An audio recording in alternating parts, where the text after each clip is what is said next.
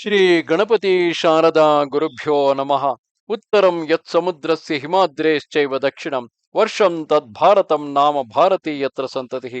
ಶ್ರೋತೃಗಳಿಗೆ ಶ್ರೀ ಸ್ಕಾಂದ ಮಹಾಪುರಾಣದ ಎರಡನೆಯ ವೈಷ್ಣವ ಖಂಡದ ಪುರುಷೋತ್ತಮ ಕ್ಷೇತ್ರ ಮಹಾತ್ಮ್ಯದ ಜೈಮಿನಿ ಋಷಿ ಸಂವಾದದಲ್ಲಿ ಅಶ್ವಮೇಧ ಸುತ್ಯಾರಂಭ ದಾರುಮೂರ್ತಿಯ ಆವಿರ್ಭಾವ ವರ್ಣನವೆಂಬ 18ನೆಯ ಅಧ್ಯಾಯಕ್ಕೆ ಸ್ವಾಗತ. ಜೈಮಿನಿಯು ಹೇಳುತ್ತಾನೆ, ಎಲೈ ದ್ವಿಜರೆ, ತರುವಾಯ ಆ ಇಂದ್ರದ್ಯುಮ್ನ ನೃಪಾಲನು ಎಸಗಿದ ಅಶ್ವಮೇಧ ಯಾಗ ಸಂಬಂಧವಾದ ಸುತ್ಯೆಯು ಮೊದಲಾಗಲು ಸ್ವರ್ಗ ಮರ್ತ್ಯ ಪಾತಾಳ ಲೋಕಗಳು ಮೂರು ಒಂದೇ ಮನೆಯಾಯಿತು ಎನ್ನುವಷ್ಟರ ಮಟ್ಟಿಗೆ ಆ ಯಜ್ಞಶಾಲೆಯು ಅದ್ಭುತವಾಯಿತು. ಆ ಸುತ್ಯ ಸಮಾರಂಭದಲ್ಲಿ ನಡೆಯುತ್ತಿದ್ದ ಶಾಸ್ತ್ರವಾದಗಳಿಂದಲೂ ಸ್ತೋತ್ರಗಳಿಂದಲೂ ಅಂತರಿಕ್ಷವನ್ನು ಮುಟ್ಟುತ್ತಿದ್ದ ವರ್ಣ ಕ್ರಮಗಳಿಂದಲೂ ಪದಸ್ವರ ವಿನ್ಯಾಸದಿಂದಲೂ ಸಮುಜ್ವಲವಾದ ವೇದಘೋಷದಿಂದಲೂ ಇತರ ಲೌಕಿಕ ಶಬ್ದಗಳೆಲ್ಲವೂ ಅಡಗಿ ಹೋದವು.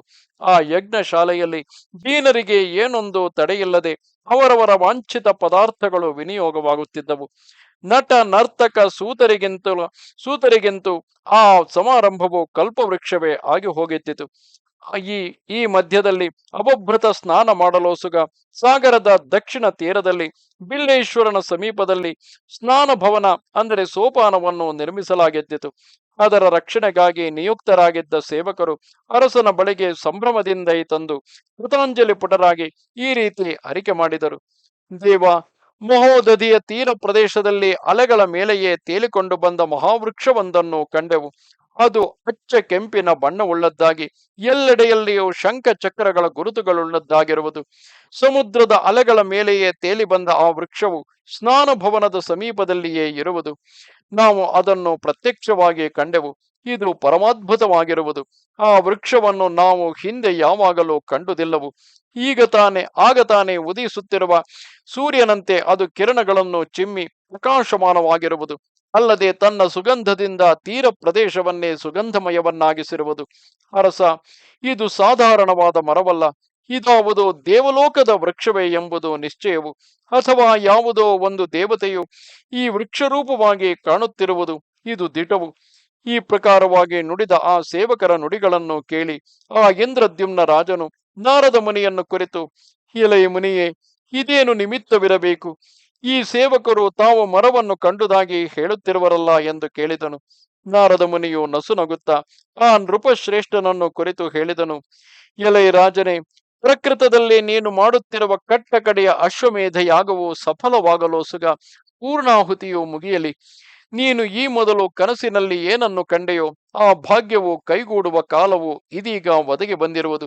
ನೀನು ಆ ಕನಸಿನಲ್ಲಿ ವಿಶ್ವಮೂರ್ತಿಯಾದ ಯಾವ ಮಹಾವಿಷ್ಣುವನ್ನು ಶ್ವೇತದ್ವೀಪದಲ್ಲಿ ಕಂಡೆಯೋ ಅದೇ ಪ್ರಭುವಿನ ಮೈಯಿಂದ ಜಾರಿ ಬಂದ ಒಂದು ರೋಮವೇ ಈ ರೀತಿ ವೃಕ್ಷವಾಗಿರುವುದು. ಈ ವೃಕ್ಷವು ಆ ಪರಮೇಷ್ಠಿಯ ಅಂಶಾವತಾರವಾಗಿರುವುದರಿಂದ ಇದು ಆ ಸ್ವಾಮಿಯ ರೂಪಾವತಾರವನ್ನು ತಾಳುವುದು. ಆ ಭಗವಂತನು ಭಕ್ತವತ್ಸಲನು. ಎಲೈ ಇಂದ್ರದ್ಯುಮ್ನನೇ, ಅಪೌರುಷವಾದ ಈ ದಿವ್ಯ ವೃಕ್ಷ ಸ್ವರೂಪಿಯಾದ ಆ ಪರಮಾತ್ಮನ ಸಂದರ್ಶನವು ನಿನಗೆ ಮಾತ್ರವೇ ಹೊರತು ಮತ್ತಾವನಿಗೂ ಆಗುವುದಿಲ್ಲ. ಆದರೆ ನಿನ್ನ ಭಾಗ್ಯವಶದಿಂದ ಸಕಲ ಕಲ್ಮಶನಾಶನನಾದ ಆ ಸ್ವಾಮಿಯು ಸಮಸ್ತರಿಗೂ ಪ್ರತ್ಯಕ್ಷನಾಗುವನು. ಸಮುದ್ರ ತೀರದಲ್ಲಿ ಅಪಭೃತ ಸ್ನಾನವನ್ನು ಮುಗಿಸಿಕೊಂಡು ಕೌತುಕ ಮಂಗಲ ಮಹಾಮಹೋತ್ಸವವನ್ನು ಮಾಡಿ ಯಜ್ಞೇಶ್ವರನು ವೃಕ್ಷರೂಪಿಯೋ ಆದ ಆ ಪರಮಾತ್ಮನನ್ನು ಈ ವೇದಿಕೆಯಲ್ಲಿ ಸ್ಥಾಪನೆ ಮಾಡುವವನಾಗು. ಈ ರೀತಿ ಆ ನಾರದ ಮುನಿಯು ಇಂದ್ರದ್ಯುಮ್ನ ರಾಜನು ವಿಚಾರ ಮಾಡಿದ ತರುವಾಯ ಇಬ್ಬರು ಜೊತೆಯಲ್ಲಿಯೇ ಸುಸಮೃದ್ಧರಾಗಿ ಆ ಭಗವದ್ ವೃಕ್ಷವಿದ್ದೆಡೆಗೆ ಬಂದರು. ಸಾಕ್ಷಾತ್ ಪರಬ್ರಹ್ಮವೇ ಪ್ರತ್ಯಕ್ಷವಾದಂತೆ ವಿರಾಜಿಸುತ್ತಿದ್ದ ಆ ವೃಕ್ಷವನ್ನು ಕಂಡು ಎಲ್ಲರೂ ಬಹಳವಾಗಿ ಸಂತೋಷಗೊಂಡರು. ಅಲ್ಲದೆ ಮಹಾಭಾಗ್ಯಶಾಲಿಗಳಾದ ಆ ಇಂದ್ರದ್ಯುಮ್ನಾದಿಗಳೆಲ್ಲ ತಮ್ಮ ಜನ್ಮವು ಸಫಲವಾಗಿತ್ತೆಂದು ತಾವು ಜೀವನ್ಮುಕ್ತರಾದವೆಂದು ಭಾವಿಸಿದರು.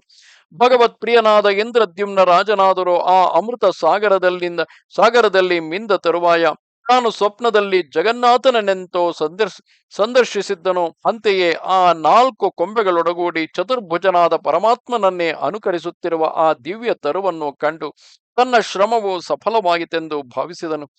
ಎಲೈ ದ್ವಿಜರೆ, ಬಳಿಕ ಆ ದೊರೆಯು ನೀಲಮಣಿಮಯ ಮೂರ್ತಿಯಾದ ಮಾಧವನು ಮರೆಯಾದುದರಿಂದ ಉಂಟಾದ ವ್ಯಸನವನ್ನು ತೊರೆದು ದಿವ್ಯ ವೃಕ್ಷ ರೂಪಿಯಾಗಿ ಪ್ರತ್ಯಕ್ಷನಾದ ಆ ಪರಮಾತ್ಮನನ್ನು ಕಂಡು ಪುನಃ ನಮಸ್ಕರಿಸಿ ಆನಂದಾಶ್ರು ಪೂರಿತ ನೇತ್ರನಾದನು. ಆಗಲ ಮಹಾರಾಜನು ಶಂಖ, ಕಹಳೆ, ಮುರಜ, ಢಕ್ಕೆ, ಪಟಹವೆ ಮೊದಲಾದ ವಾದ್ಯ ಧ್ವನಿಗಳು, ಗೀತವಾದಿತ್ರ ಧ್ವನಿಗಳು, ಅಸಂಖ್ಯಾತವಾದ ಜಯ ಜಯ ಧ್ವನಿಗಳು ತುಂಬಿ ಹೋಗಿರಲು, ಅಡಿಗಡಿಗೂ ಗಗನದಿಂದ ಪರಿಮಳ ಪೂರಿತ ದಿವ್ಯ ಪುಷ್ಪಾಂಜಲಿಗಳು ಬೀಳುತ್ತಿರಲು, ಸುತ್ತಲೂ ಕೃಷ್ಣಾಗರು ಧೂಪದೀಪಿತವಾದ ಧೂಪ ಪಾತ್ರೆಗಳು ಬಳಸಿರಲು, ಮುಂದೆ ಯೌವನದಿಂದ ಕೊಬ್ಬಿದ ಸುಂದರ ವೇಶ್ಯಾಸ್ತ್ರೀಯರು ನರ್ತಿಸುತ್ತಾ ಬರುತ್ತಿರಲು, ಬೀಸಿ ಹಾಕುತ್ತಿರುವ ರತ್ನ ದಂಡಾಲಂಕೃತ ಚಾಮರಗಳು ಸುತ್ತಲೂ ಕಂಗೊಳಿಸುತ್ತಿರಲು, ದುಕೂಲಗಳ ಧ್ವಜ ಪತಾಕೆಗಳು ಒಪ್ಪುತ್ತಿರಲು, ರಾಜಋಷಿಗಳ ರಾಜಾಧಿರಾಜರ ಸಮೂಹಗಳು ಕುದುರೆ ಕಾಲಾಳುಗಳು ಸುತ್ತು ಬಳಸಿ ಬರುತ್ತಿರಲು, ಮಾಗಧರೆಲ್ಲರೂ ವಂದಿಸುತ್ತಿರಲು, ಮಹರ್ಷಿಗಳು ಸ್ತುತಿಸುತ್ತಿರಲು, ಋತ್ವಿಜರು, ಬ್ರಾಹ್ಮಣರು, ವಿದ್ವಾಂಸರು, ಶ್ರೋತ್ರಿಯರು, ಸಾಮಂತರಾಜರು, ಸತ್ಕುಲವಂತರಾದ ವೈಶ್ಯರು, ಶೂದ್ರರು ಮೊದಲಾದವರೆಲ್ಲರೂ ಸೇವೆ ಸತ್ಕಾರಗಳನ್ನು ಒಪ್ಪಿಸುತ್ತಿರಲು, ಶ್ರೌತ ಸ್ಮಾರ್ತ ಪುರಾಣೋಕ್ತವಾದ ಸ್ತುತಿಗಳಿಂದ ಸ್ತುತಿಗೈಸಿಕೊಳ್ಳುತ್ತಿರುವವನು, ಭಕ್ತ ವೃಂದ ಪರಿವೃತನು, ಸಾಗರದ ತೆರೆಗಳ ಮೇಲೆಯೇ ತೇಲಿ ತೇಲಿ ಮೆಲ್ಲನೆ ತರುತ್ತಿರುವವನು, ಕಲ್ಪವೃಕ್ಷ ಸ್ವರೂಪಿಯೂ ಆದ ವಿಷ್ಣುವಿನ ಮೂರ್ತಿಯನ್ನು ಬ್ರಾಹ್ಮಣರಿಂದ ಹೊರಿಸಿ ತರಿಸಿದನು. ತರುವಾಯ ವಿಪ್ರರು ಪುಷ್ಪ ಮಾಲಿಕೆಗಳಿಂದಲೂ ದಿವ್ಯ ಗಂಧಾನುಲೇಪನದಿಂದಲೂ ಅಲಂಕೃತವಾದ ಆ ದಿವ್ಯ ತರುವನ್ನು ಹೊತ್ತು ತಂದು ಉತ್ತಮ ವಿತಾನುಸಹಿತವಾಗಿ ರಚಿಸಿದ್ದ ವೇದಿಕೆಯ ಮೇಲೆ ಇಂದ್ರದ್ಯುಮ್ನನ ಅಪ್ಪಣೆಯಂತೆ ಸ್ಥಾಪಿಸಿದರು. ಇಂದ್ರದ್ಯುಮ್ನಾದರೂ ನಾರದ ಮುನೀಂದ್ರನ ಮಾತಿನಂತೆ ಅದನ್ನು ಭಕ್ತಿಯಿಂದ ಪೂಜಿಸಿದನು. ದೇವತಾ ಸಂಬಂಧವಾದ ಸಹಸ್ರ ಉಪಚಾರಗಳನ್ನೊಳಗೊಂಡ ಆ ಪೂಜೆಯು ಮುಗಿದ ತರುವಾಯ ದೊರೆಯು ಮುನಿಸತ್ತಮನಾದ ನಾರದನನ್ನು ಈ ರೀತಿ ಕೇಳಿದನು. ಎಲೈ ದೇವಮುನಿಯೇ, ಶ್ರೀ ಮಹಾವಿಷ್ಣುವಿನ ಪ್ರತಿಮೆಯು ಹೇಗಿರಬೇಕು? ಅದನ್ನು ಮಾಡುವವರಾರು? ಇದನ್ನು ಕೇಳಿದ ಬಳಿಕ ನಾರದ ಮುನಿಯು, ಅರಸ, ಗುರುವಾದ ಆ ಸ್ವಾಮಿಯು ಯೋಚಿಸಲಸದಳವಾದ ಮಹಿಮೆಯುಳ್ಳವನು.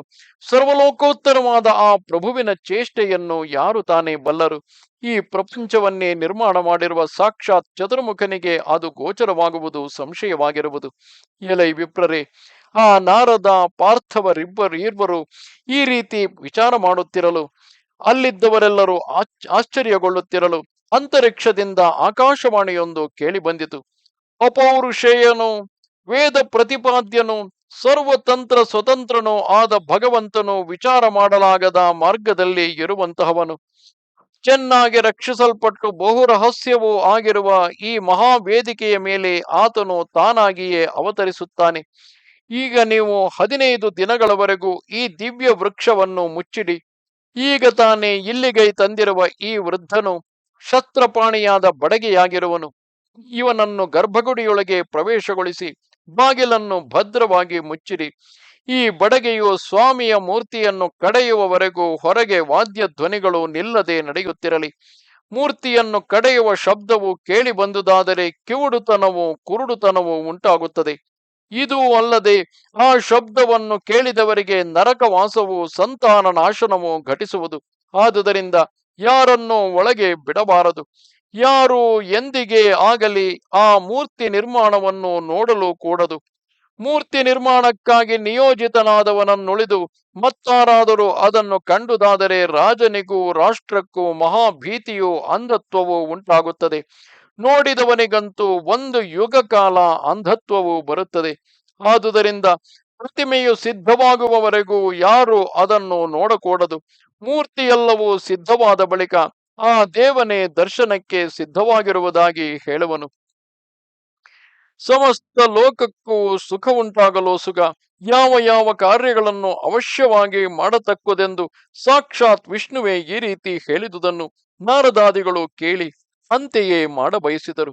ಅಷ್ಟರಲ್ಲಿಯೇ ಆಕಾಶವಾಣಿಯು ಸೂಚಿಸಿದ ಬಡಗಿಯು ಅಲ್ಲಿಗೆ ಬಂದನು. ಅವನು ಇಂದ್ರದ್ಯುಮ್ನ ರಾಜನನ್ನು ಕಂಡು, ಅರಸ, ನೀನು ಸ್ವಪ್ನದಲ್ಲಿ ಯಾವ ಮೂರ್ತಿಗಳನ್ನು ಕಂಡೆಯೋ ಅವುಗಳನ್ನೇ ನಾನು ದಿವ್ಯ ರೂಪವಾದ ಈ ವೃಕ್ಷದಿಂದ ಕಡೆದು ಸಿದ್ಧಗೊಳಿಸುತ್ತೇನೆ ಎಂದು ಹೇಳಿದನು. ತರುವಾಯ ಮುದಿ ಬಡಗಿಯ ವೇಷದಿಂದಿದ್ದ ಆ ಪುರುಷನು ಅಲ್ಲಿಯೇ ವೇದಿಯಲ್ಲಿಯೇ ಅಂತರ್ಧಾನವಾದನು. ಆತನೇ ಸರ್ವಾಂತರ್ಯಾಮಿಯಾದ ನಾರಾಯಣನು. ಮಾನವರನ್ನು ವಂಚಿಸಲೋಸುಗ ಈ ರೀತಿ ಮುದಿ ಬಡಗಿಯ ವೇಷದಿಂದ ತಂದಿದ್ದನು. ಇಲ್ಲಿಗೆ ಶ್ರೀ ಸ್ಕಾಂದ ಮಹಾಪುರಾಣದ 2ನೆಯ ವೈಷ್ಣವ ಖಂಡದ ಪುರುಷೋತ್ತಮ ಕ್ಷೇತ್ರ ಮಹಾತ್ಮ್ಯದ ಜೈಮಿನಿ ಋಷಿ ಸಂವಾದದಲ್ಲಿ ಅಶ್ವಮೇಧ ಸುತ್ಯಾರಂಭ ದಾರುಮೂರ್ತಿಯ ಆವಿರ್ಭಾವ ವರ್ಣನವೆಂಬ 18ನೆಯ ಅಧ್ಯಾಯವು ಮುಗಿದುದು. ನಮಸ್ತೆ ಶಾರದೆ ದೇವಿ ಕಾಶ್ಮೀರ ಪುರವಾಸಿನಿ ತ್ವಾಮಹಂ ಪ್ರಾರ್ಥೆಯೇ ನಿತ್ಯಂ ವಿದ್ಯಾದಾನಂಚ ದೇಹಿಮೆ. ನಮಸ್ಕಾರ.